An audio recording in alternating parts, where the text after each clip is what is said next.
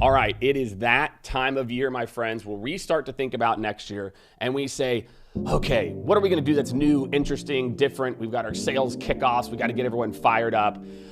My top trend for 2024 and the sales process is don't overinvest in these big $500,000 playbooks and think that it's going to solve your 2023 revenue challenges. My friends, I have seen this over and over again, where organizations are struggling. Maybe the close rates aren't where they want them to be. Maybe we want our conversion rates to improve. And so what do? We say, oh, I know I've got the solution. We're gonna go and do this massive overhaul of our entire sales process. The issue is, typically, it's not the entire process that needs to be overhauled. There are typically two, and as you think about 2024, I'm gonna give them to you right now, two process changes that if your organization just makes sure that you can track those changes will have the absolute biggest impact for your org. Number one is one of my favorite ones. It is your sales cycle. And I'm gonna get real granular here.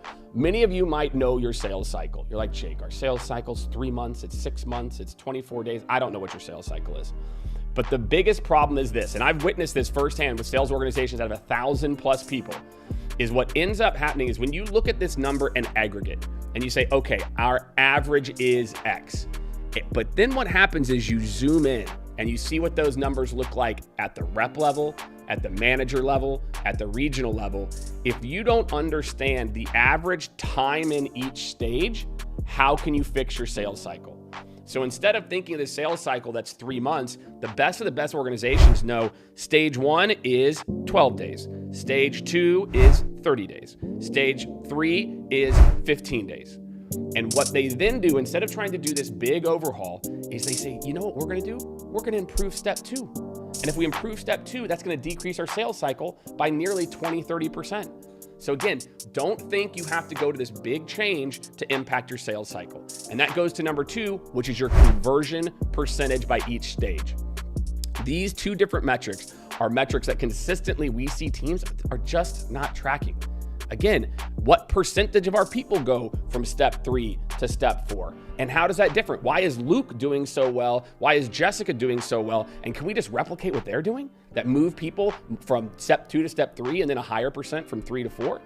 So my friends, as you think about your 2024 plans, you think about what you need to do that's different. Do not think that this Hail Mary big investment is the answer. Instead, those two metrics are what will move the needle. That is my Process Trends episode 1. Tune in next week, and I'm gonna talk about customized customer journeys, which is the future of B2B sales in 2024.